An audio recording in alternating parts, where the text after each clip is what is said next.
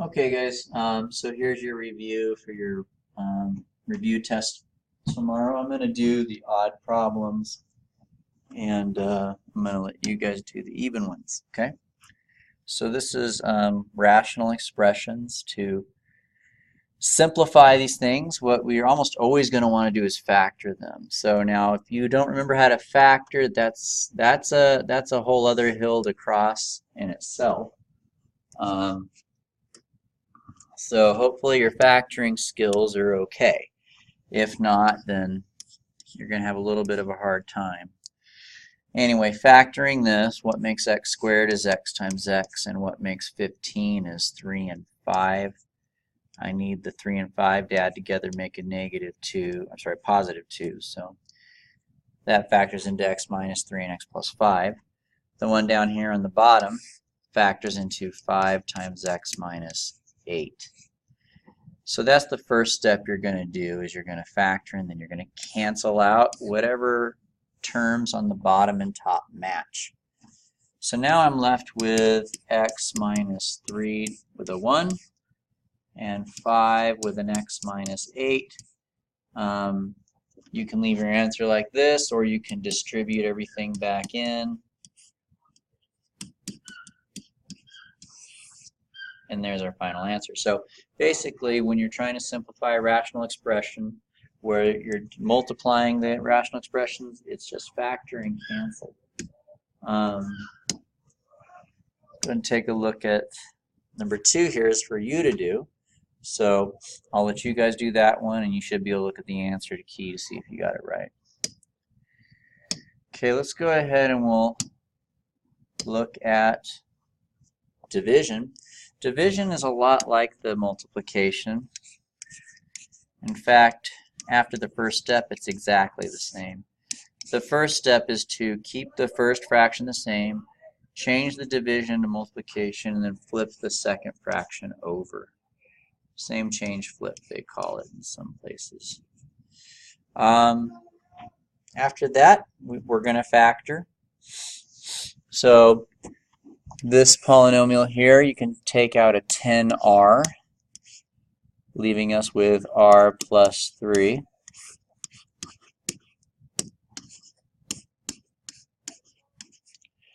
So the 10r's go away. That's kind of nice. And now I'm left with r plus 3 times 8 over 4r squared. And once again, you can leave it like that or distribute it into the parentheses. I made a mistake here. 8 times r. Oh, wait. No, I didn't. Back it up a little bit. I have an oversight here. This 4 can divide into the 8. Okay, we can reduce those. So 4 goes into 8 twice. And that leaves me with this. And now I would distribute in.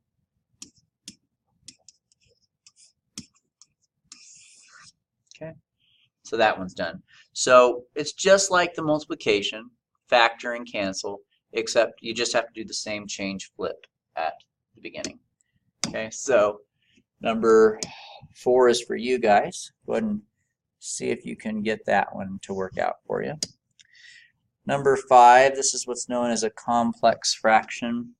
We have one giant fraction bar, and then we've got the 2 little ones here. Let me use a different color so it's a little bit easier to see.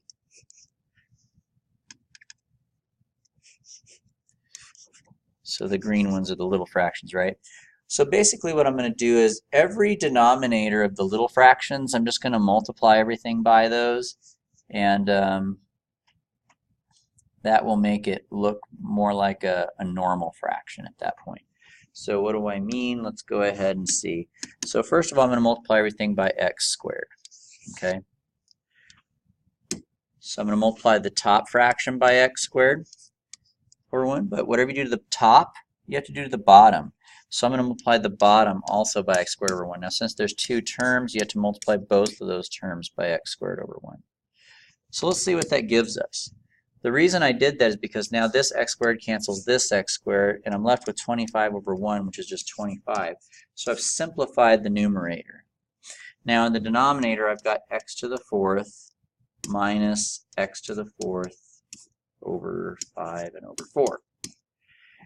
Now I'm going to repeat that process, but this time I'm going to get rid of the other little denominators. Let's start with the 5. So I'm going to multiply all three terms by 5 over 1.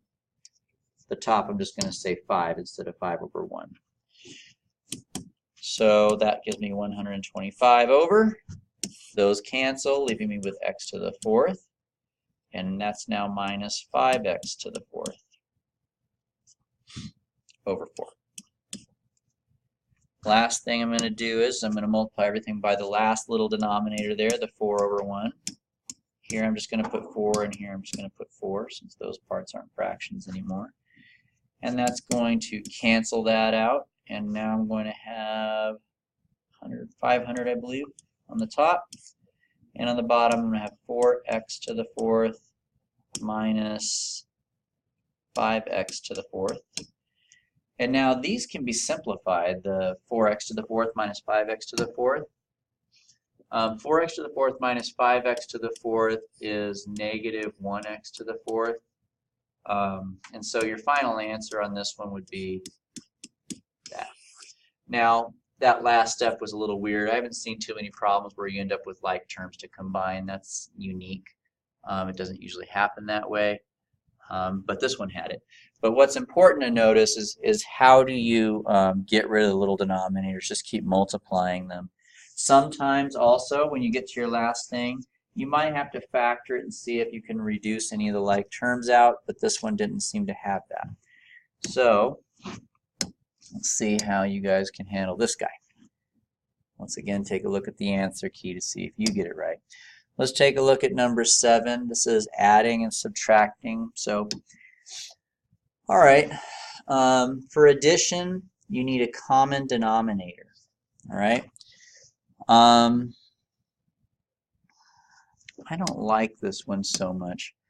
I think what I'm going to do is I'll do this one. This one's a little bit harder, and then I'll let you guys do this one a little bit easier, okay? So I'm going to do number 6, and I'll let you guys do number 5. So first of all, what I like to do when I do these problems, I like to factor them first. Sometimes it's helpful, and sometimes it isn't. If I take out a 2 here, I'm going to be left with 3x minus 1. Now, basically, I want the denominators to look the same. That's what you have to do when you're trying to get a common denominator. So this side has a factor of 3. This side does not. So for them to be the same, I'm going to multiply this side by 3. Now this side over here has a 2x, but this side does not. So I need to multiply a 2x on the top and bottom. This side also has a factor of 3x minus 1. So that also needs to go to the top and bottom. Now the reason why it's good to factor is because after you factor, you might find that one of the things over here are already over here, so you don't need to include that piece, which means you can be working with smaller numbers. So now what I'm going to do is I'm going to go ahead and simplify this a little bit. 3 times 3 is going to be 9x over, I'm going to multiply those together and get 6x, but I'm not going to distribute into the 3x minus 1.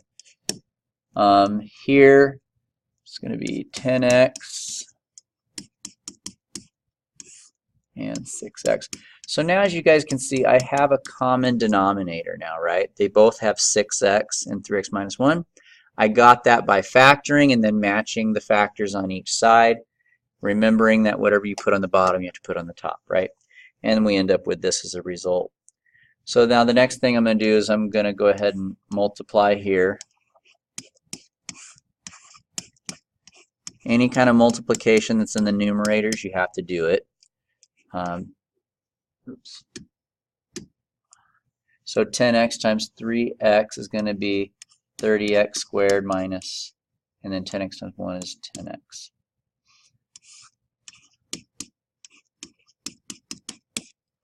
All right, and then we just combine our like terms on the numerator. So we take the 9x, we're going to add it to the 30x squared minus 10x. And when I combine 9x with negative 10, it's negative 1. So we have 30x squared minus 1x over 6x times 3x minus 1. Now, most of the time you're going to be done at this point. However, you should still see if it can be reduced. So the only way to do that is to factor. Now, you'll notice that I didn't multiply out on the bottoms. And the reason I didn't do that is because sometimes you can reduce. And to reduce, you need it factored. So there was no point in putting these together. But my top does need to be factored still. I can take out an x, as you can see.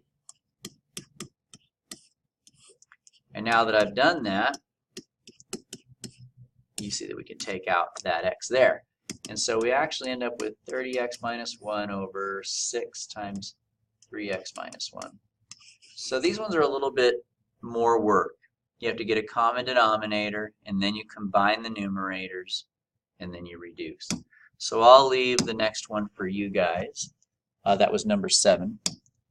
Where'd I go? We're on to number 9. We're going to do another one. This one is subtraction. I want to give you guys maybe an easier one to do. No, they're about the same, so we'll just give you this one. All right, so in this case, neither one of these denominators can be factored. So we don't need to factor the denominators this time. But we do need to match the denominators. So this side has a factor of 4. This side over here has a factor of x minus 1. So to match them, I'm going to multiply this side by x minus 1. And I'm going to multiply this side by 4. Let's see what we get as a result of that. Distributing the 5 in here, we get 5x squared minus 5x. Once again, I'm not going to multiply in the bottom in case I can reduce at the end. 4x times 4 is 16. And then we have a minus. Now, the next thing we're going to do is that this minus, you're going to distribute it to the second fraction. So what this is going to turn out looking like is like this. Now what's unfortunate about this example that we're looking at is that in this example there's just one number here. But a lot of times you have a binomial. Now if you ever have like a binomial or a trinomial, that negative goes to every term in the second fraction. So that's what makes subtraction different than addition. Okay, now at this point we've got everything combined. That probably is the solution. I wonder if it can be factored. So I paused the video for a minute and I stepped aside and wondered if I could factor that, and I was unable to get it factored, so this is done. But if it could have factored, maybe we could have reduced, I don't know, but at this point we are done. So there it is. So subtraction and addition, you need a common denominator and you need to combine the numerators after that. But don't forget that with subtraction you must distribute the negative into the second fraction. Okay, so that's number 9, and I'll let you guys do number 10. Another thing that we did with rational expressions was solving equations. Okay, the way that we do that is, let me see if maybe I can do another example. It's a little bit more challenging. I'll do number 12 and I'll let you guys do 11. Number 12 is a little bit more challenging. The first thing I like to do is factor. So I'm going to factor that. K squared minus k minus 20.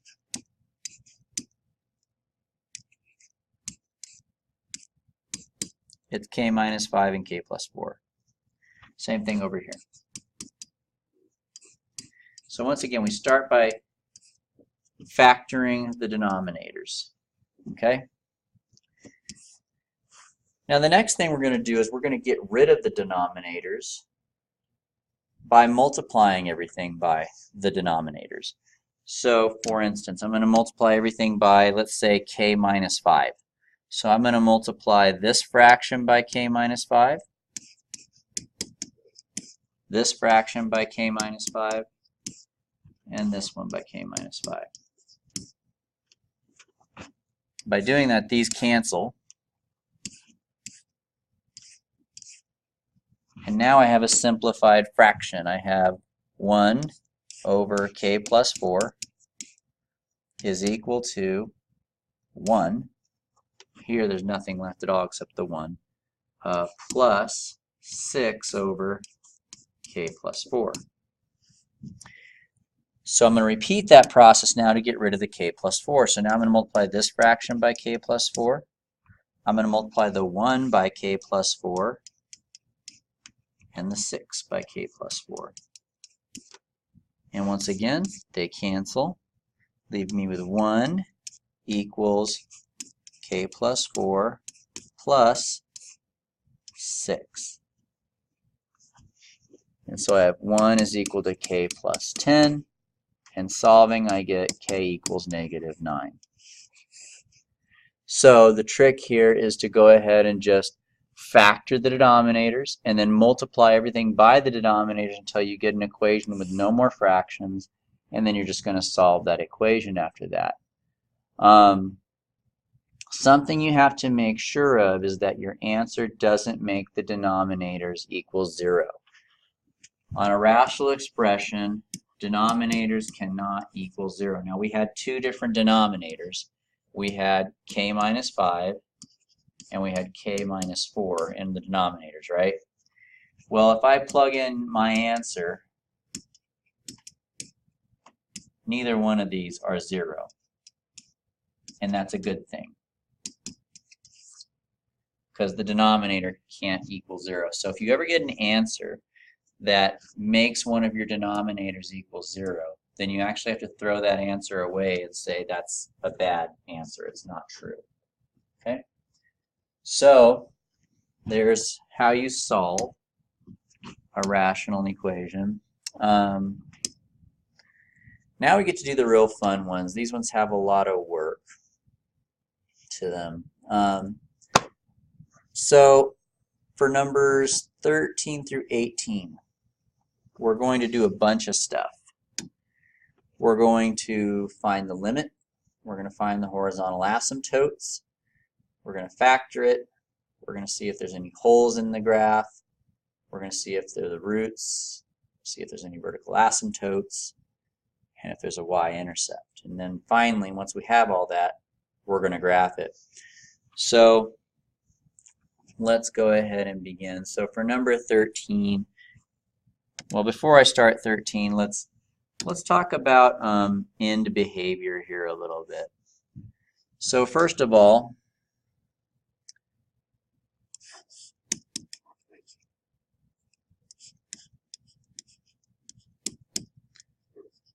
this is something that we'll have to review here.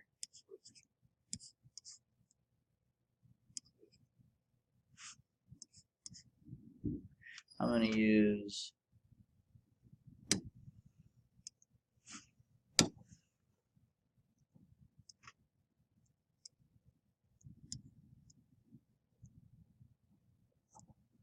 S stands for small.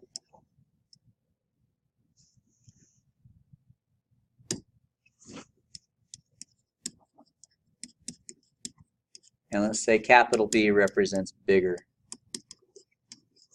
So in this problem here, the top of this fraction has a smaller exponent than the one on the bottom. The one on the bottom has the bigger exponent.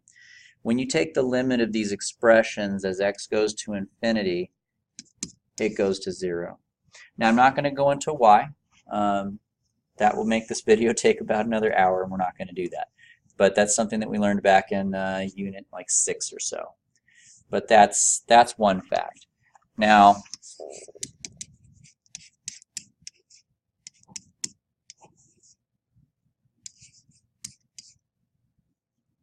let's say that they're the same thing. So we'll just say n represents any number.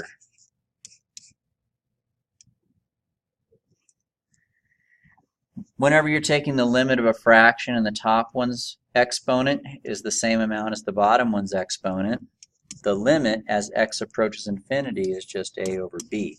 It's the coefficients. That's it. Okay. Now in both of these cases, we have a horizontal asymptote. I'm going to abbreviate that HA. Your horizontal asymptote is the number you get.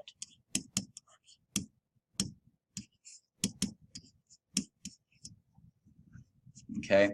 What this process does is you're basically looking at the end behavior. What happens at the end of your graph when x is at infinity? where does the graph go to? For this one, the y value goes to 0, and for this one, the y value goes to a equals b. And both of those produce horizontal asymptotes. Now, the last circumstance does not produce a horizontal asymptote.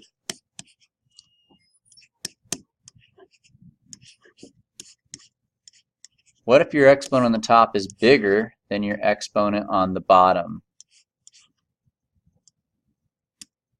Well, at that point, you have a little bit of a quandary upon your hands. Now, the answer is going to be either positive infinity or negative infinity. But what it is kind of difficult to determine. Now, the first thing you're going to do is you're going to simplify this. So we're going to divide a and b. Let's say we get c. And you're going to divide x and x here. And let's say you get x to the n after you do that. Okay? Here's how it works. You have to look at two things, your c and your n. Now, we care about whether c is positive or negative, and we care about whether the n is even or whether n is odd. And once again, this is, if you haven't seen this before, this is probably like drinking from a fire hydrant, but for most of you guys who've seen it before, this should be kind of like an, oh yeah, I kind of recognize that thing. All right. Whenever your c is positive and your n is even, then your graph goes up on both ends, which means the limit at positive infinity is infinity, and the limit as x approaches negative infinity is also infinity. They both go up forever. When your c is positive but your n is odd, it goes up on the left, the right, but down on the left. So that means as x goes to negative infinity, y is negative infinity. As x goes to positive infinity, y goes to positive infinity. When c is negative and the n is even, they're both going downwards. So whether you're going to the right or left to positive or negative infinity, the y goes down to negative infinity. And if your c is negative and your n is odd, it's up on the left but down on the right. So as x goes to positive infinity, you get negative infinity. As x goes to negative infinity, you get positive infinity. All right? So that's a chart that has to do with the limits, which we call the end behavior. It tells you what's happening at the end of your functions. So in these first two circumstances, you just get a number, and that's your horizontal asymptote, and that's your end behavior. As you go out to the right and left forever, you end up at a flat line. But whenever you have this situation where the top power is greater than the bottom, you're going to simplify it, and they're going to use this chart to figure out what's going on with your graph. Okay? So knowing all that, we'll go ahead and get started here. Now you'll notice that for the first thing, we're being asked, what is the limit of f of x as x approaches positive infinity? And also, what is the limit of f of x as x approaches negative infinity? So what we do is we look at the first two terms, top and bottom, and notice how the powers are equal. Well, what we talked about there was that when the powers are equal, the limit at infinity is just going to be a fraction of those two things, and that's what your horizontal asymptote is going to be, the fraction of the two coefficients. So the limit for a as x approaches infinity for f of x is equal to 1 over 1, which is 1. And the limit as x approaches negative infinity for f of x is also 1. It's the same for both positive and negative infinity. Part C, what's the horizontal asymptote? Since we got a number answer, that's my horizontal asymptote. It's 1. Okay. Part D. Part D asks us to factor the expression. So we'll go ahead and factor these. The top factors into x minus 2 and plus 1. The bottom factors in 2, negative 3 and plus 2. All right, and that's that for D. Part E. Where are we? Are there any holes? Now, holes are whenever you have a factor on the top and the bottom that match. But notice I don't have any matching factors on the top that match the bottom. So we're going to say there are no holes. As for the next question, part F, are there any roots? Roots are whenever the top of your fraction equals 0. So we're looking for where does x minus 2 equal 0 and where does x plus 1 equal 0. So this one, if you solve for x, you're going to get x equals 2. So that's one of my roots.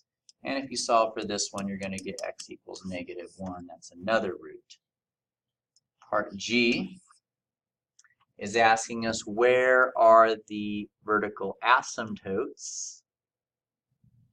Vertical asymptotes are where the bottom equals 0.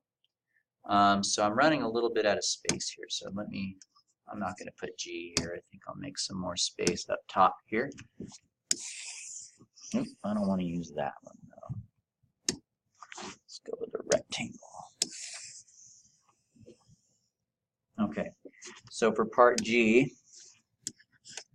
like I said, that's where the bottom equals 0. So we have two factors on the bottom, x minus 3 and also x plus 2. So if I solve the one on the top here, you're going to find that x is equal to 3. And if I solve the one on the bottom here, you're going to find that x equals negative 2. So there's my vertical asymptotes. The next thing, H, is asking where there's a y-intercept. You can find y-intercepts by just plugging in 0 for x and simplifying. Okay, so that means all these things with x's just go away and you're left with negative 2 over negative 6, which is 1/3.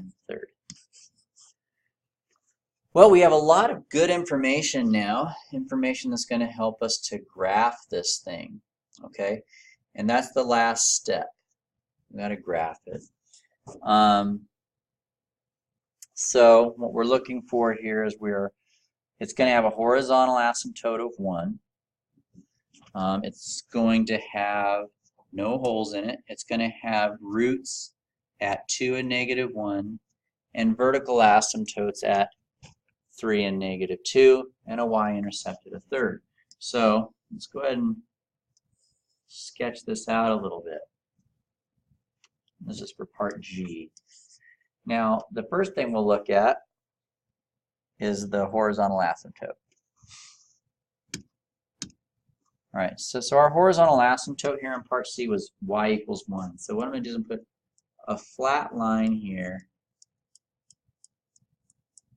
at y equals 1. Now that means that at the far ends of my graph, it has to be hugging up against that pink line there. Okay. Next, part D, we don't do anything to graph with that. Part E has nothing, so we can't do that. But part F tells us that we have some roots at 2 and negative 1. So what's a root? A root is where it touches the x-axis. So it should be touching the x-axis at 2 and also at negative 1. So I'm going to put dots there because it touches the graph there. G, we have vertical asymptotes at 3 and negative 2. So now I'm going to go over to 3 and I'm going to put a vertical asymptote and negative 2. All right. So this is what I have so far. Now at this point we got to figure out what is up with this graph. What does it look like using the information that we have so far? Well, At this point, we're not really sure much more than what we're looking at. On the left side over here, how I look at this is I look at this in chunks. We have the left side, we have the middle, and the right. Your vertical asymptotes kind of break your graph up into pieces like that. We have the left, middle, and right. Now on the left, my graph can look like this, or it could look like this. It's going to do one of those two things because it has to hug the horizontal asymptote and the vertical asymptote. How are we going to know which one it is? Well, the way that you're going to know is by picking some number over here. So like, let's say I choose -3. And what I'm going to do is I'm going to plug -3 into the factored form here. We have x minus 2, x plus 1, x minus 3, and x plus 2. Now I'm just going to do this mentally. If I plug in a -3 here for x, what does this piece become? -3 take away -2, that's going to be a negative number, right? And if I plug in -3, that's also going to be negative. And if I plug in a -3 here, that's also going to be negative, and this one's also going to be negative, so it's going to end up being positive. Okay? So that would seem to suggest that it's probably the one that's up here. Positive means it's above, negative means below. But just to be sure, I think I'll go ahead, instead of just doing the signs, I'm going to go ahead and just plug the number in. So that would be -3 minus 2 is -5. If I plug in -3 here, I get -2. In the bottom, I'm going to have -6 times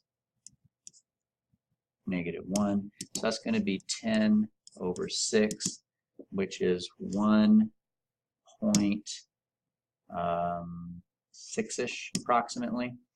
And that's up here. So yes, it will be up here. Usually you can just look right at the signs, though. If it's positive, it's going to be above. If it's negative, it's going to be below. All right. I don't think I wanted to erase all of that. Let's try again here. Okay. Now on the right side, once again, it could be like this, or it could be down here, and we have to see. So once again, we're just going to do a test point to see what it is. So this is 1, 2, 3. Let's try 4 this time. So if I plug in 4 here, I'm going to get a positive. If I plug in 4 here, I get a positive. 4 here, I get a positive. Here, I get a positive. A positive times a positive divided by a positive times a positive is a positive. And once again, I think it's fair to say it's just going to end up being up here again. Okay. Now the one in the middle is interesting. It has really only 2 things that it could possibly do.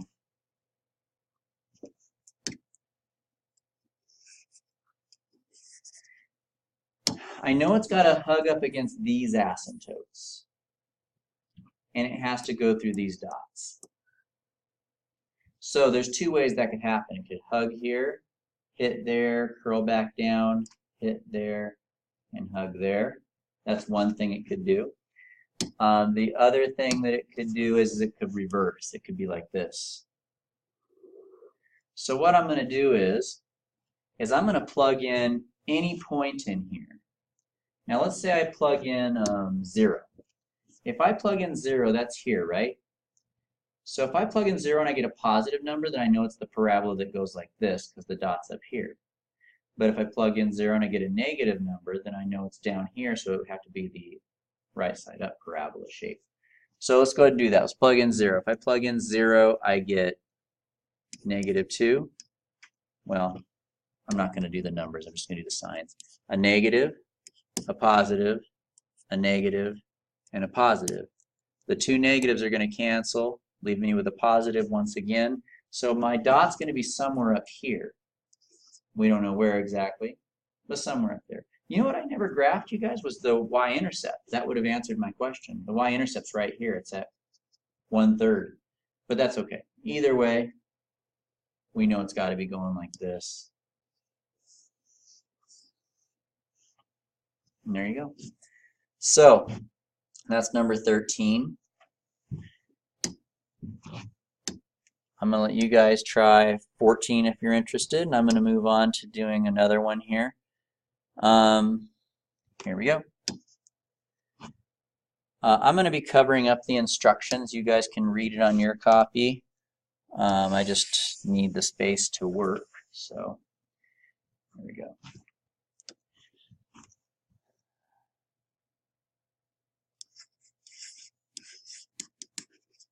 So I want to find out what's the limit as x approaches infinity for this function. All right, so we're going to go back to that slide I had earlier. Notice that on our problem that we're looking at, the top exponent is bigger than the bottom exponent. So when that happens, we are bigger over smaller. We're in this situation. So the first thing that we're going to do is we're going to simplify those into a single term. So let's do that. All right, so I'm going to take x cubed over negative 3x squared, and I'm going to reduce this. The x squared goes into the x cubed x times. So this is what I'm left with. Now I'm going to rewrite it still like this. Okay, now let's take a look at what we have. At this point, we have to look at two things. You have to look at your coefficient to see if it's positive or negative, and you have to look at your power to see if it's even or odd. Now, for the one I'm working with right now, my coefficient is negative and my power is odd. So I have a negative coefficient with an odd power. Negative coefficient, odd power looks like this. So this means that as x goes to positive infinity, that means as I go to the right, y goes down. And as I go to the left to negative infinity for the x, the y goes up.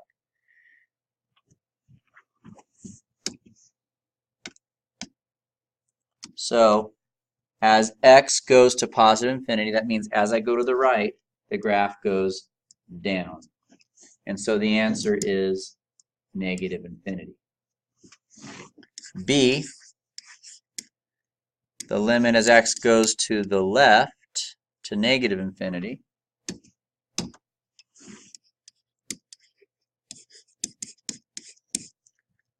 of f of x is, from our chart, we can see that it is, I'll show you again here, on the left side it's going up. So it's going to positive infinity, it's going up. Well, I didn't draw that arrow right. Back up a little bit. So as I go to the left, it goes up. Okay. That means there are no horizontal asymptotes. We talked about on this last slide, once again, that only when you have a number here do you have a horizontal asymptote. If you have a variable and you have to do this infinity thing, that means there is no horizontal asymptote. That means the graph either goes up or down forever on one of the ends. Part D. Part D, they're going to ask us to factor it. See, there's a GCF there, so I'm going to start by taking that out. On the bottom here, there's another GCF.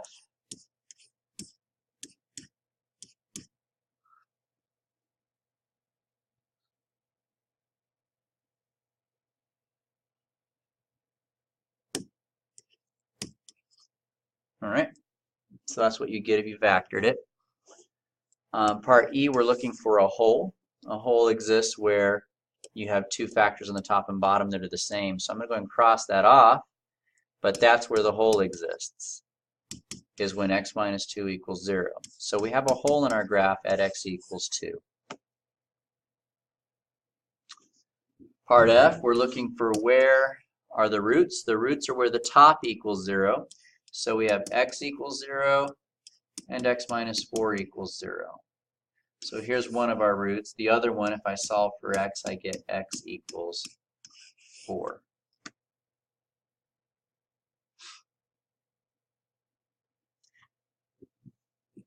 I'm running out of space here, so I'm going to cap all that off. I'm going to move G up here. Part G is asking where are the vertical asymptotes. Vertical asymptotes are where the denominator equals 0. This is the only part that can equal 0, so x minus 3 equals 0 would give us x equals 3. So I have a vertical asymptote at 3. For part H, we need our Y-intercept. That's where you plug in 0 for x. Well, we end up with 0 over 18.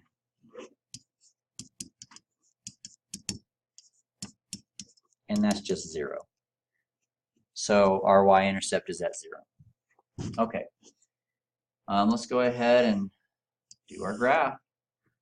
All right, so first of all, the end behavior. As x goes to infinity, y goes to negative infinity. That means as I move to the right, y goes down. So I know that over here on this side of my graph, it's going down on the right side. And then as x goes to the left, y goes up. So I have an arrow going upwards on the left side of my graph. No horizontal asymptote, so we'll skip part C. Part D, factoring, that doesn't help us graph. E is a hole. We have a hole at 2, but we can't put that on there until we actually have our graph. So I'll star this to remind me to come back to that at the end. Part F, we have roots at 0 and at 4.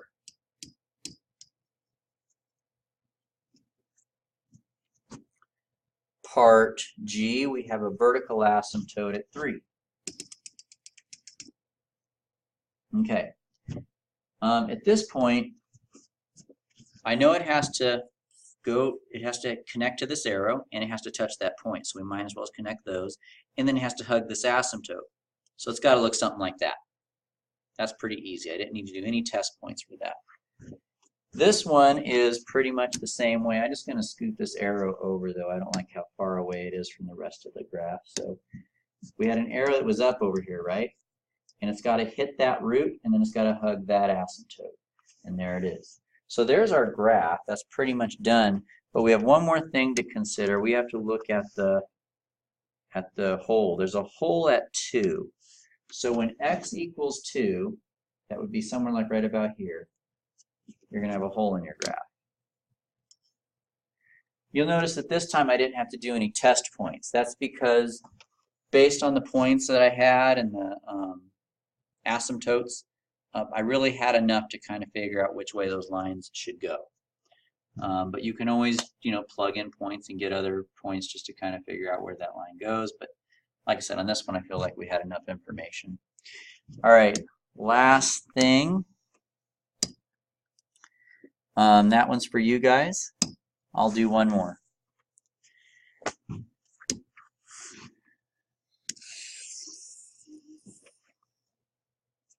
All right. So let's find our end behavior.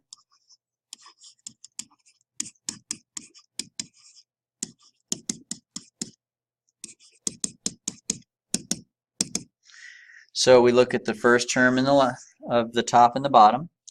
Notice the top doesn't have a power at all, so you could think of that as x to the 0. So that the top exponent is smaller than the bottom exponent. And so what we learned about on that first slide I shared with you here is that when the top power is less than the bottom power, the limit at infinity is 0. And that means we have a horizontal asymptote at 0 as well. So both of these equals 0, and I have a horizontal asymptote of y equals 0. Part D, let's factor it if we can. The bottom is x minus 3 and x plus 2. Part E, holes. There's no holes here, so we can skip that and say there's none. Part F, roots. Roots are where the top equals 0. There's no x's on here, so you can't really set anything equal to 0, so there are no roots. And that makes sense. Well, never mind, I take that back. But let's go ahead and do part G. Part G, where are the vertical asymptotes? X minus 3 equals 0, and x plus 2 equals 0. It's where the bottom equals 0. So we end up with two answers. The top one gives us x equals 3. The bottom one here gives us x equals negative 2. Part H, we're looking for the y-intercepts. Plug 0 in for the x, and we end up with a negative 4 over negative 6.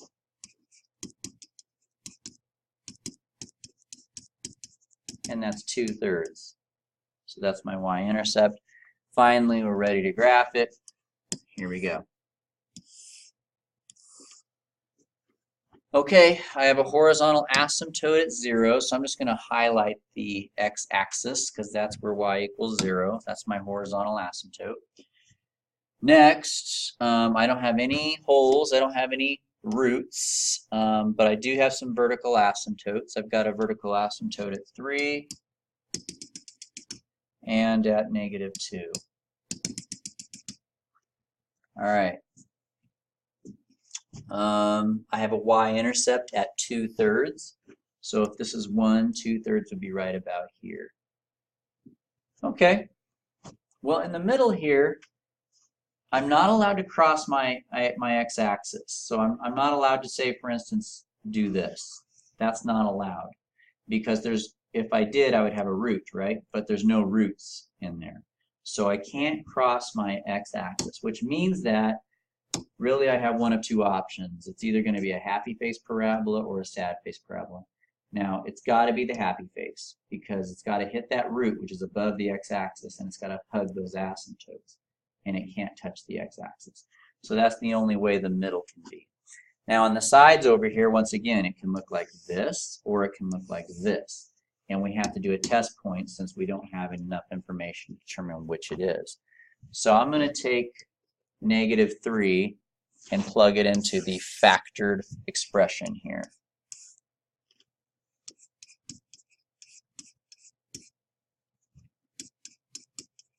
So if I plug in -3 here, I get a negative. If I plug in -3 here, I get a negative. So I have two negatives which multiply to make a positive, right? And a negative divided by a positive is negative. So that means on this side, when I plugged in -3, I got a negative outcome, which means that it's got to be the piece below. I'm going to repeat that process for the right side. The right side has the same situation. So we don't know if it's a graph goes like this or like this. So we're going to plug in, let's say, 4. So we have -4, that's a negative. If I plug in 4, I get positive and positive. So that's going to be negative also. A negative divided by 2 positives is negative. So there's our graph. All right. And then, of course, the last one is there for you to practice with if you want. All right, guys. See you in class.